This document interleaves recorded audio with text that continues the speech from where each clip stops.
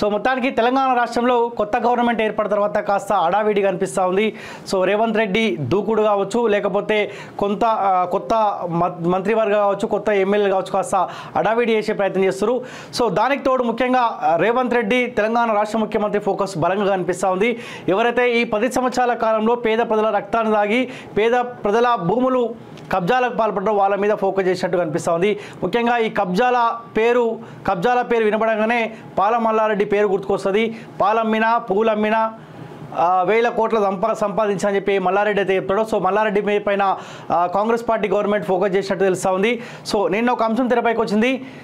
గిరిజనుల భూమి 47 ఎకరాల భూమి, గిరిజనుల భూమికి మల్లారెడ్డి మాజీ మంత్రి ప్రజెంట్ ఎమ్మెల్యేగా ఉన్న ఆయన కబ్జాకు పాల్పడ్డాడు. సో ఆయన మీద కేసు నమోదు చేయాలన్నప్పుడు ఆయన మీద కేసు నమోదు చేసినట్టు తెలుస్తుంది. అది కూడా ఎంక్వైరీ కొనసాగుతున్నట్టు తెలుస్తుంది. సో మల్లారెడ్డి బాధితులు ఆ 47 ఎకరాలకే పరిమితం గారు. చాలామంది మల్లారెడ్డి బాధితులు ఉన్నారు. ఈయన దందా మొత్తం ఒకటే. సో అమాయకులను బెదిరించాలి, 1 లక్ష 2 లక్షలు ఇవ్వాలి, ఆ ఎకరం భూమి ఉంటే ఎకరం భూమి ఆయన పేరు రాపించుకోవాలి, మళ్ళీ ఇస్తామని చెప్పాలి. ఈయన అధికారుల అండదండలతోటి, ఈయన మంత్రి బలంతో ఈ 10 సంవత్సరాల కాలం పాటు మల్లారెడ్డి అనేటోడు చాలామంది పేద ప్రజల భూములు కబ్జాలకు పాల్పడ్డాడు. ఈ 47 ఎకరాలే కాకుండా ఈయన మీద ఒక దర్యాప్తు సంస్థలు ఎంక్వైరీ చేయాల్సిన అవసరం ఉంది. ఖచ్చితంగా మల్లారెడ్డి బాధితులు ఎవరైతే ఉన్నారో వాళ్ళందరికీ విముక్తి కావాలంటే ఖచ్చితంగా ఆయన మీద ఎంక్వైరీ చేయాల్సిన అవసరం ఉంది. సో కాంగ్రెస్ పార్టీ కూడా అదే తరహాలో దూకుడు కనిపిస్తూ ఉంది. సో ఇంకొక ఆయన ఆర్మూరు జీవన్ రెడ్డి. సో కల్వకుట్ల కుటుంబానికి అతి దగ్గరగా ఒక 10 మంది తరహాలో ఉండే ఆర్మూర్ మాజీ ఎమ్మెల్యే జీవన్ రెడ్డి లీజ్ వ్యవహారం పైన కూడా సో వాళ్ళు కూడా ఎంక్వైరీ చేస్తున్నట్టు తెలుస్తూ ఉంది. ఆయన సినిమా మాల్ కావచ్చు, లేకపోతే లోన్ తీసుకొని 20 కోట్ల రూపాయలు లోన్ తీసుకొని దాదాపు 45 కోట్ల రూపాయలు ఆయన ఇంకా చెల్లించాల్సిన అవసరం ఉంది. సో దానికి సంబంధించిన అధికారులు కూడా ఆయన ఇంటికి నోటీసులు అంటి చెల్లినారు. సో అటు జీవన్ రెడ్డి చుట్టూ, ఇటు మల్లారెడ్డి మాజీ మంత్రి మల్లారెడ్డి చుట్టూ మొత్తానికి ఉచ్చు బిగిస్తున్నట్టు తెలుస్తూ ఉంది. ఖచ్చితంగా గత పాలకులు ఎవరైతే ఉన్నారో బీఆర్ఎస్ పార్టీ సంబంధించిన ఎమ్మెల్యేలు కావచ్చు, మంత్రులు కావచ్చు, కల్వకుట్ల కుటుంబం కావచ్చు, ఖచ్చితంగా 2014 కంటే ముందు వీళ్ళు ఎమ్మెల్యేలు కాకముందుకు వీళ్ళ ఆస్తులు ఎంత, 2014, 2010లో వీళ్ళు గెలిచిన తర్వాత ఎమ్మెల్యే మంత్రులు అయిన తర్వాత వీళ్ళ ఆస్తులు ఎట్లా సంపాదించుకురా కూడా ఎంక్వైరీ చేయాల్సిన అవసరం, బాధ్యత కాంగ్రెస్ పార్టీ మీద ఖచ్చితంగా ఉంది. ప్రజలు కూడా అందుకే సో ఈ 10 సంవత్సరాల కాలం పాటు మమ్మల్ని పీడించారు, మమ్మల్ని ఇబ్బందులు పెట్టారు కాబట్టి వీళ్ళపైన చర్యలు తీసుకోవాలి అని కాంగ్రెస్ పార్టీ కోటేసి కాబట్టి ఆ దిశగా మీ అడుగులు ఉండాలి. ఖచ్చితంగా ఆ దిశగా మీ అడుగులు ఉంటే ఇంకొకసారి కూడా కాంగ్రెస్ పార్టీకి అవకాశం ఇచ్చే ఆలోచనలో పబ్లిక్ ఉంటారు. ఇప్పుడు మార్పు వచ్చింది, బాగానే ఉంది. మార్పు అంటే పరిపాలన కూడా మార్పు రావాల్సిన అవసరం ఉన్నది. చాలా అంశాలు ఒకనొక దశలో కేసీఆర్ ఏ తరహాలో అయితే ప్రగతి భవన్ ముందు 15-16 ఫీట్ల కంచెలు ఏర్పాటు చేసుకురో ఆ తొలగించారు, బాగానే ఉంది. తొలగించినంత మాత్రంలో మీ పరిపాలనలో కూడా మార్పులు రావాల్సిన అవసరం ఉంది. ఏదో మేము కంచె తీసేసినాం, మేము ఆ ప్రజా దర్బార్ ఏర్పాటు చేస్తామంటే కాదు కదా. దాంట్లో కూడా మీ పరిపాలనలో కూడా మార్పులు రావాల్సిన అవసరం ఉంది. అమరవీరుల స్మృతివర్ణం ఏదైతే ఉందో దాంట్లో ఒక అమరవీరుల ఫోటో కూడా గతి లేదంట. దాంట్లో కూడా మార్పులు రావాల్సిన అవసరం ఉంది. తెలంగాణ ఉద్యమకారుల ఫోటోలు ఉండాలి దాంట్లో. ఈ కల్వకుట్ల కుటుంబ పాలన ఈ 10 సంవత్సరాల కాలంలో విముక్తి కోసం కీలకంగా పనిచేసిన ఫోటోలు అక్కడ పెట్టాల్సిన అవసరం ఉంది. అమరవీరుల కుటుంబాల ఫొటోస్ కూడా అక్కడ పెట్టాల్సిన అవసరం ఉంది. దానికి తోడు అమరవీరుల కుటుంబాలను కూడా ఆదుకోవాల్సిన బాధ్యత మీ పైన ఉన్నది. ఏ ధర్నా చౌక్ వేదిక అయితే 2014 కంటే ముందు ఎంతోమంది ఆందోళన చేసిన ఇందిరా పార్క్ చౌరస్ దగ్గర ధర్నా చౌక్ని మళ్ళీ పునరుద్ధరించాల్సిన బాధ్యత మీ కాంగ్రెస్ పార్టీ మీద ఉంది. ఇట్లా చెప్పుకుంటూ పోతే చాలా అంశాలు కనిపిస్తూ ఉన్నాయి. ఒక్కొక్క అంశం పైన కూడా కొట్లాడాల్సిన బాధ్యత, పరిపాలనలో మార్పులు తీసుకురావాల్సిన బాధ్యత మనపైన ఉంది. కాబట్టి ఆ దిశగా కాలోజీ టీవీ అడుగులు ఖచ్చితంగా ఉంటుంది. కాలోజీ టీవీకి ఏ పార్టీతోటి సంబంధం ఉండదు. ఏ ప్రజలైతే నమ్మకం పెట్టుకొని కాలోజీ టీవీ మాట విని బీఆర్ఎస్ పార్టీ తప్ప ఏ పార్టీ కన్నా ఓటేసుకోండి అన్నప్పుడు కాంగ్రెస్ పార్టీ వైపు చూసిరో సో ఆ దిశగా ఖచ్చితంగా కాంగ్రెస్ పార్టీ తోటి కొట్లాడతాం. వాళ్ళు ఇచ్చిన హామీలు నెరవేర్చిపోతే బలమైన పోరాటం చేయాల్సిన బాధ్యత మా పైన ఉంది. కాబట్టి ఆ దిశగా మా అడుగులు ఖచ్చితంగా ఉంటాయి. ఏ నమ్మకంతో అయితే మా మాటలు నమ్మి మీరు ఆ పార్టీకి ఓటేసిరో అదే నమ్మకంతో ఖచ్చితంగా పనిచేస్తాం. అది మా బాధ్యత. ఇంకా ఒక బలమైన బాధ్యత మా పైన పెట్టిరు. మార్పు రావాలని మేమే చెప్పినాం, ఆ క్లారిటీలో మేమున్నాం. మార్పు వచ్చింది, కానీ మార్పు వచ్చినప్పుడు ఈ రేవంత్ రెడ్డి కావచ్చు, లేకపోతే కాంగ్రెస్ పార్టీ పరిపాలనలో కూడా మార్పులు రావాల్సిన అవసరం ఉంది. నేను ఇప్పుడు ఖైరతాబాద్ సిగ్నల్ నుంచి వస్తూ ఉన్నా, అందుకే ఇప్పుడు కొంత లేట్ అయింది. సో అసెంబ్లీ సమావేశాలు ఈ వ్యవహారం మొత్తం ఉంది కదా, రేవంత్ రెడ్డి పోతా ఉంటే మళ్ళీ ఒక 30 కాన్వాయిలు పోతా ఉన్నాయి. ఇప్పుడు గతంలో కేసీఆర్ ముఖ్యమంత్రిగా ఉన్నప్పుడు ఆయన పోతా ఉంటే 30-40 కాన్వాయిలు పోతా ఉంటే మీరు ఏ పని మీద అయితే మీరు పోతా ఉన్నారో అక్కడ నుంచి వచ్చే ప్రయాణికులు కూడా వాళ్ళ పని నిమిత్తమే వాళ్ళు కూడా పోతూ ఉంటారు. ఇప్పుడు మీకోసం వెహికల్ మొత్తం ఆపాలి, అక్కడ ఉన్న ప్రయాణికులు ఇబ్బంది పడతలేరా? ఇలాంటి మార్పులు రావాలని చెప్పి మార్పు వచ్చింది రాష్ట్రంలో. పోలీసు వాళ్ళని అడుగుతూ ఉంటే ఏదన్నా అడావిడి ఇంత అడావిడిది అంటే సీఎం వస్తూ ఉన్నారు. అయితే ఏమవుతుందన్న అంటే ప్రోటోకాల్ కదా ఇంతే అని అంటూ ఉన్నారు. పాపం పోలీసు వాళ్ళకైతే మార్పు వచ్చిన తర్వాత కూడా వాళ్ళు ఇబ్బందులు తప్పుతలేవు. ఇంకా రయ్యం రోడ్ల మీద అక్కడ అయినా ఇక్కడ నిలవలే. ఇంకా కొంత చేంజెస్ అయితే కనిపించింది. అక్కడో 10 మంది అక్కడో 10 మంది ఉన్నారు. ఇక కేసీఆర్ పోతా ఉంటే అటుపక్కన రోడ్డు మీద ఇటుపక్క రోడ్డు మీద రాజు పోతే సో వీళ్ళు ఒక భటుల తరహాలో ఆయనకు స్వాగతం పలుకుతూ ఉండే. సో మేము కూడా కాంగ్రెస్ పార్టీ ముఖ్యమంత్రి రేవంత్ రెడ్డి గారికి రిక్వెస్ట్ చేస్తా ఉన్నాం, ఈ మార్పులు రావాల్సిన అవసరం ఉన్నది. మిమ్మల్ని ఎవరు కొట్టరు, ఎవరు ఇబ్బంది పెట్టరు. కేసీఆర్ కంటే కొంత ప్రాణభయం ఉండే, ఎందుకంటే ఆయన ఇచ్చిన హామీలు నెరవేర్చలే కాబట్టి, ఉద్యమకారులకు మోసం చేసిండు, తెలంగాణ సమాజానికి మోసం చేసిండు కాబట్టి కేసీఆర్కు భయం ఉండే అన్నాడు. మీకేం భయం? మేమే మార్పు కోసం ప్రజలే స్వచ్ఛందంగా మార్పు రావాలని డిసైడ్ అయ్యి కాంగ్రెస్ పార్టీకి ఓటేసారు. మీకు భయం అవసరం లేదు కదా. బాజాబ్తా సింగిల్ వెహికల్ వెళ్ళొచ్చు. 34 కొత్త వాహనాలు పోతూ ఉన్నాయి. సో దయచేసి దీంట్లో మార్పులు రావాల్సిన అవసరం ఉంది. మార్పులు రాకపోతే ఖచ్చితంగా మేము మాట్లాడతాం. ఎందుకంటే గతంలో కేసీఆర్ కాన్వాయ్లు పోతూ ఉంటే కూడా మేము మాట్లాడడం చాలా సందర్భంలో. రేపొద్దుగాల మీ కాన్వాయ్ అదే తరహాలో రిపీట్ అయ్యి ఒక రాజు తరహాలో పోతే సో ఖచ్చితంగా మాట్లాడతాం, వాస్తవాలు ఏందో చెప్తాం. మీరు అనుకుండొచ్చు ఇప్పటికే చాలామంది అంటూ ఉన్నారంట, కాంగ్రెస్ పార్టీలో ఉన్న వాళ్ళు రేవంత్ రెడ్డి పోరాటం వల్లనే మార్పు వచ్చింది అంటూ ఉన్నారంట. సరే, రేవంత్ రెడ్డి ఎంత పోరాటం చేసిండు, మాలాంటి ప్రశ్నించే గొంతుకలు ఏ పోరాటం చేసిరో తెలంగాణ రాష్ట్ర ప్రజలకు వాస్తవాలు ఏందో తెలుసు. మేము తిండి తికానా లేకుండా గ్రౌండ్లో తిరిగినాం, వాస్తవాలు ఏందో చెప్పినాం. ఒకానొక దశలో ప్రతిపక్ష పార్టీలు బలంగా పోరాటం చేసిన పొరపాటును కూడా అనుకోకండి. నేను కొన్ని నియోజకవర్గాలు తిరిగితే ప్రజలు అన్నారు, మీరే నా అభ్యర్థి, మీరు ఏం గుర్తు అన్నప్పుడు అక్కడ ప్రతిపక్ష పార్టీలు విఫలమైనట్టు స్పష్టంగా కనిపించింది. నిజంగా ప్రతిపక్ష పార్టీలు బలంగా కొట్లాడితే, బలమైన పోరాటం చేస్తే ప్రజలకు తెలియదా ఆయన గుర్తేంది, ఎవరు ఏ పార్టీ అయినా చెప్పి అట్లాంటి పబ్లిక్ ఉంటుండే కదా. కానీ చాలామంది పేద ప్రజలు ఆ గుర్తేందో తెలియదు, ఎవరు అభ్యర్థో తెలియదు. మేము పోయి చెప్పిన తర్వాత కారు గుర్తుకు తప్ప ఇంకా మీకు ఏ బలమైన అభ్యర్థి కనిపిస్తే వాళ్ళ కోటే అని చెప్పి మేము చెప్పినాం. బంద్ చేయరిగా. కాంగ్రెస్ పార్టీ 6 గ్యారెంటీలు చూసి కాంగ్రెస్ పార్టీకి ఓటేయలేదు. ఆ పార్టీలో ప్రతి నిమిషం ఉండండి. పొరపాటున కూడా 6 గ్యారెంటీలు చూసిన ప్రజలు ఓట్లేలే. మీ పరిపాలనలో మార్పు రావాలి. 10 సంవత్సరాల కాలం పాటు కేసీఆర్ ఇబ్బంది పెట్టింది కాబట్టి ఆప్షన్ కాంగ్రెస్ పార్టీ అయింది, కాంగ్రెస్ పార్టీకి ఓటేసారు. అంతేగాని అంతకు మించిన స్థాయిలో ఊహించుకోకండి. వాస్తవాలు చెప్తా ఉన్నాం. ఇలా వ్యవహారం చూద్దాం. ఇక మల్లారెడ్డి జీవన్రెడ్డి సంబంధించిన వార్త దిశలో కనిపిస్తూ ఉన్నది. సో ఖచ్చితంగా ఇలాంటి దోపిడీదారులపైన, పేద ప్రజల రక్తాన్ని దాగిన బీఆర్ఎస్ పార్టీ సంబంధించిన మాజీ ఎమ్మెల్యేలు, మాజీ మంత్రులపైన ఖచ్చితంగా చర్యలు తీసుకోవాల్సిందే. దానికి తోడు భారతీయ జనతా పార్టీ అయితే కల్వకుట్ల కుటుంబం పైన అవినీతి ఆరోపణలు చేసిన నేపథ్యంలో వారు చర్యలు తీసుకుంటాం, మాకు అధికారం ఇవ్వండి అని చెప్పినారు కదా.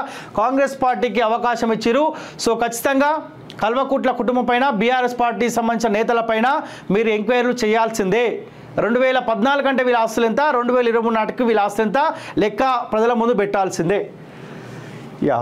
దిశ ఒకసారి చూద్దాం. దిశలో కనిపిస్తూ ఉంది ఈ ఇద్దరు నాయకుల భాగోతం. కేల్సురు నిన్న జీవన్ రెడ్డి లీజ్ వ్యవహారం, నేడు మల్లారెడ్డి భూముల రిజిస్ట్రేషన్లు. ఈయన పొరపాటున కూడా మీరు ఈ కేసులు, ఈ దర్యాప్తు కొనసాగిస్తే ఈయన పుసుకున్న కండువా మార్చుకొని మళ్ళీ రేవంత్ రెడ్డి కాళ్ళకాడ పడే అవకాశం ఉంటుంది. పొరపాటున కూడా కాంగ్రెస్ పార్టీ మల్లారెడ్డిని జాయిన్ చేసుకోవద్దు. ఇప్పుడు ఈ 10 ఏళ్ల కాలం పాటు ఆయన దొంగ, దొర, భూ కబ్జాదారు అయింది కదా. మరి కాంగ్రెస్ పార్టీలో జాయిన్ అయితే శుద్ధపూస అవుతాడా? రేపొద్దుగాల ఈ కేసులో ఒక కొలిక్కొచ్చే సందర్భంలో ఏ క్షణమైనా మల్లారెడ్డి అనేటోడు ఖచ్చితంగా కాంగ్రెస్ పార్టీ కండువా కప్పుకునే అవకాశం ఉంటుంది. ఆ అవకాశం కాంగ్రెస్ పార్టీ వద్దని కూడా రిక్వెస్ట్ చేస్తూ ఉన్నాం. సర్కార్ నదుల్లో మరికొందరు గులాబీ నేతలు గత ప్రభుత్వంలో అధికార దుర్వినియోగంపై ఫోకస్, ప్రభుత్వ భూములు కాజేసిన ఇష్యూస్పై దృష్టి, నమోదైన కేసులు ఇన్వెస్టిగేషన్ స్టార్ట్ అంట. మాజీ మంత్రి మల్లారెడ్డిపై కేసు, గిరిజనుల భూములు కబ్జా చేశారని ఫిర్యాదు, భూ విక్రయాలపై వివరాలతో రండి, హెచ్ఎండిఏ ఆఫీసర్లకు సీఎంఓ ఆదేశాలు. ఇక ఆట మొదలు పెడదామా అన్న రేంజ్లో రేవంత్ సర్కార్ దూసుకుపోతుండడంతో గులాబీ నేతలు గజవజ వణుకుతున్నారు. సో ఈ బాగానే కనిపిస్తుంది, దూకుడు బాగానే కనిపిస్తుంది, కానీ ఈ దూకుడు ముంగడ పడాలని కోరుకుంటున్నాం. ఎందుకంటే మీ అవసరం కోసం కొంతమంది గులాబీ నేతలను భయం పెడతాం, మా దగ్గర ఉన్న నేతలు అటు పోకుండా మేము ప్రయత్నం చేసామంటే కాదు. భారతీయ జనతా పార్టీ కనుక లిక్కర్ స్కామ్లో అంటే అధికారులని ఉసుగొల్పుతూ ఉండే, కల్వకుట్ల కవితని ఎంక్వైరీ చేస్తూ ఉండే. ఆ తరహాలో మీరు చేయకండి. చేసిరంటే మల్లారెడ్డి దొంగనా, దొరనా, లేకపోతే నిజంగా పూలమ్మి 1000 కోట్లు సంపాదించడో తేల్చాల్సిన బాధ్యత రాష్ట్ర గవర్నమెంట్ మీద ఉన్నది. ఖచ్చితంగా ఏదో చేస్తాం, మా అదుపులో మల్లారెడ్డిని పెట్టుకుంటామంటే కాదు, లెక్క తేలాల్సిందే.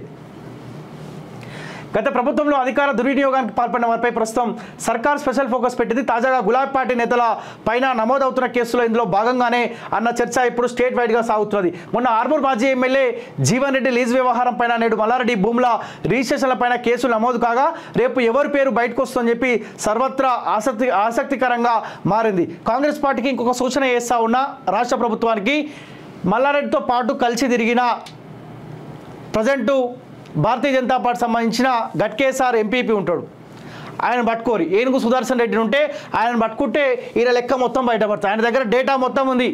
ఎవరి దగ్గర పేద ప్రజల దగ్గర భూమి తక్కువ కొనుక్కొని మళ్ళీ పైసలు ఇస్తా అని చెప్పి మోసం చేసిండో ఆ డేటా మొత్తం గట్కేసార్ సంబంధించిన రీసెంట్గా మేడ్చల్ నుంచి భారతీయ జనతా పార్టీ నుంచి పోటీ చేసిన ఏనుగు సుదర్శన్ రెడ్డి దగ్గర మల్లారెడ్డి డేటా మొత్తం ఉంది. అవసరమైతే ఆయన్ని సచివాలయం వరకు పిలిపించుకొని ఆయన డేటా మీకు ఇచ్చే అవకాశం ఉంటుంది. ఆ పని చేయరు. బీఆర్ఎస్ ప్రభుత్వ అధికారాన్ని అడ్డం పెట్టుకొని భూములు దోచుకున్న వారిపై ప్రస్తుత రేవంత్ సర్కార్ ఫోకస్ పెట్టింది. బీఆర్ఎస్ లీడర్లో చాలా మందిపై భూకబ్జా ఆరోపణలు వచ్చిన పోలీస్ స్టేషన్లకు ఫిర్యాదులు వెళ్ళినా వాటిపై కేసులు నమోదు కాలేదు. దర్యాప్తు కూడా మొదలవ్వలేదు. ఇప్పుడు అలాంటి అంశాలన్నీ తెరపైకి వస్తున్నాయి. నిజామాబాద్ జిల్లా ఆర్మూర్లో మాజీ ఎమ్మెల్యే జీవన్ రెడ్డి లీజుకు తీసుకున్న భూముల వ్యవహారంతో మొదలైన ఇన్వెస్టిగేషన్ ప్రాసెస్ ప్రస్తుతం మాజీ మంత్రి మల్లారెడ్డి దాకా వచ్చింది.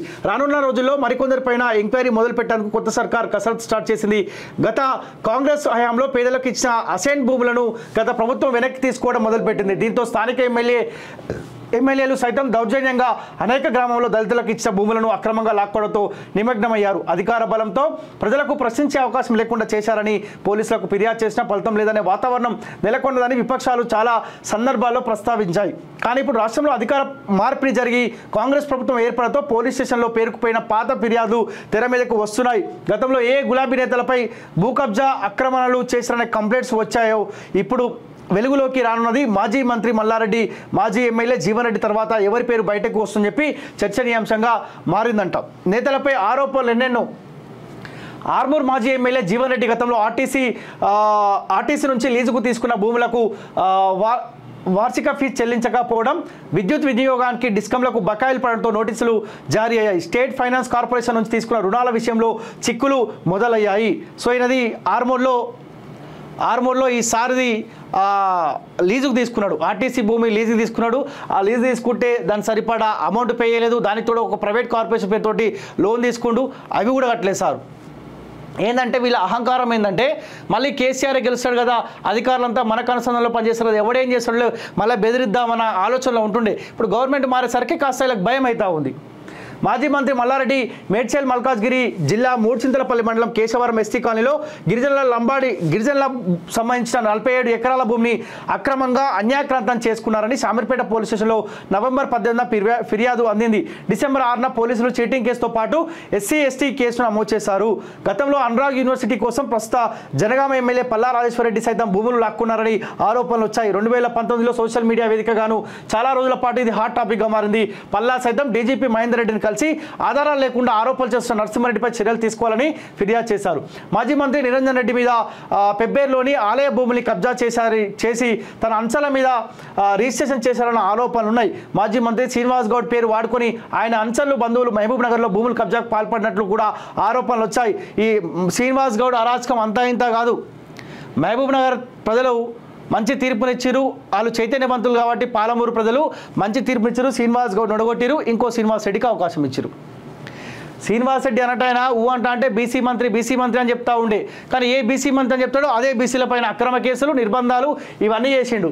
ఇప్పుడు సీనన్న పరిస్థితి ఏంది? పదవి వాయే, ఎమ్మెల్యే వాయే, అన్ని వాయే. మొన్న ఏదో సీనన్న ఆఫీస్లో ఆ కుర్చీలు అన్ని ఖాళీ చేస్తూ ఉండు.